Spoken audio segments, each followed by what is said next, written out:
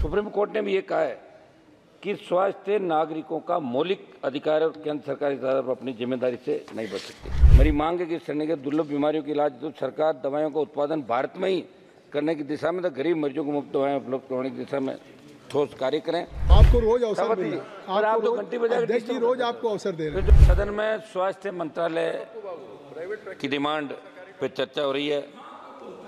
मैं धन्यवाद दूंगा आपको कि आपने मुझे बोलने का अवसर दिया। आज बहुत बड़ी आवश्यकता है कि अंतिम छोर पर बैठे व्यक्ति को भी समुचित इलाज मिले।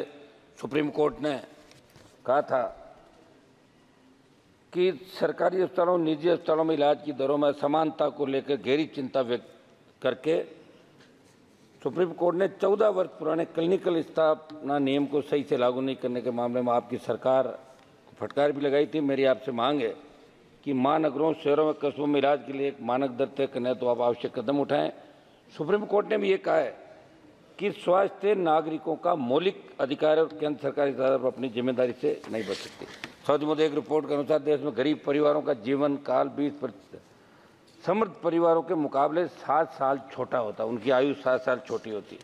समझ मोदी दुर्लभ बीमारियों और महंगे इलाज, इस सदन के अंदर बहुत सी चर्चा हुई। स्वास्थ्य को लेकर विपक्ष विपक्ष सब लोगों ने अपनी पीड़ा व्यक्त की। हर व्यक्ति चाहता है कि हमारा हिंदुस्तान सुरक्षित हो, स्वस्थ हो। और आजकल जो हार्ट अटैक और ब्रेन स्ट्रोक से जो मौतें हो रही है लगातार, छोटी आयु की 18 साल, 25 साल, 35 साल, 40 साल, चिंता का विषय कि आखिर ये मौतें क्यों हो रही है, इसको लेकर भी लोग चिंतित है। दुर्लभ बीमारी और महंगे इलाज, मैं बताना चाहता हूँ कि मस्कुलर एट्रोफी डिस्ट्रोफी जैसी कई दुर्लभ बीमारियाँ जिनके इलाज के लिए दवाएं लाखों से लेकर 16 करोड़ रुपए तक आती, इस बात को विगत दिनों आपने मेरे सवाल के जवाब स्वीकार किया था। मंत्री जी, आपने दुर्लभ बीमारियों के इलाज राजस्थान के जोधपुर स्थित एम्स अस्पताल को रेयर डिजीज का सेंटर ऑफ एक्सीलेंस बना रखा है। 5 करोड़ रुपए अनुदान के भी दिए, लेकिन वहाँ जेनेटिक इन्वेस्टिगेशन, एक्सोम सीक्वेंसिंग जैसी जांचों की सुविधा ही नहीं है।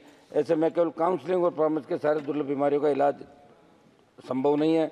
मेरी मांग है कि इस श्रेणी के दुर्लभ बीमारियों के इलाज तो सरकार दवाइयों का उत्पादन भारत में ही करने की दिशा में, तो गरीब मरीजों को मुफ्त दवाएं उपलब्ध कराने की दिशा में ठोस कार्य करें।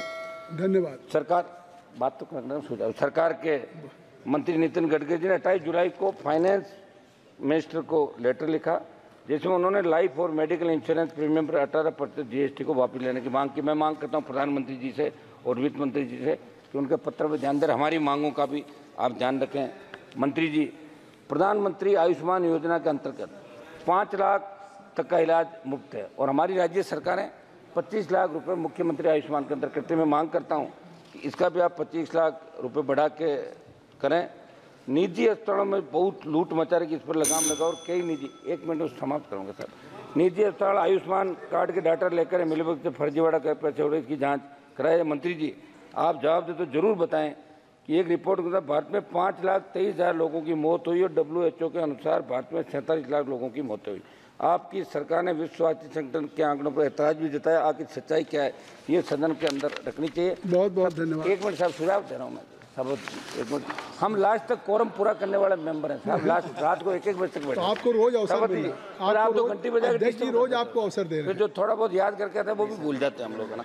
मंत्री जी, सदन में 17वीं लोकसभा में एक जो कोरोना से मौतें हुई, उसमें हमने मुआवजे की मांग उठाई थी। 8/4/2022 को तत्कालीन स्वास्थ्य मंत्री जी ने जवाब भेज कर बताया कि माननीय सुप्रीम कोर्ट के निर्देश के बाद भारत सरकार ने राष्ट्रीय आपदा प्रबंधन प्राधिकरण के माध्यम से कोरोना में दिवंगत हुए लोगों के परिजनों को आर्थिक सहायता देने के निर्देश जारी किए। आप जब भी जवाब दें तो ये बताएं कि कितने परिवारों को ये सहायता नहीं मिली। राजस्थान में किडनी ट्रांसप्लांट के फर्जीवाड़े, 1 मिनट में समाप्त करूंगा साहब। प्लीज 1 मिनट आप दें, आप बैठे तो कम से कम 1 मिनट का समय दें साहब। राजस्थान में किडनी ट्रांसप्लांट के फर्जीवाड़े की गूंज देश के अंदर रही। आपकी सरकार वहाँ जांच करा रही है। मैं चाहता हूँ कि अंग प्रत्यार्पण के मामले की सीबीआई जांच का पूरा नेटवर्क खत्म हो साहब। मेरे इलाके चंद्रशेखर जी, अब मेरे इलाके का साहब 1 मिनट साहब, 1 लाइन, हाँ 1 लाइन नहीं, 1 मिनट साहब। मेरे इलाके का 1 मिनट बोल रहा हूँ मैं।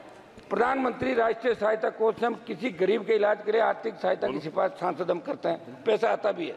हम चाहते हैं कि ये जो कागज प्राप्त होते हैं 7 दिवस में मरीज को इलाज संबंधित राशि मिल जाए, तो उस राशि का ज्यादा फायदा श्री चंद्रशेखर जी।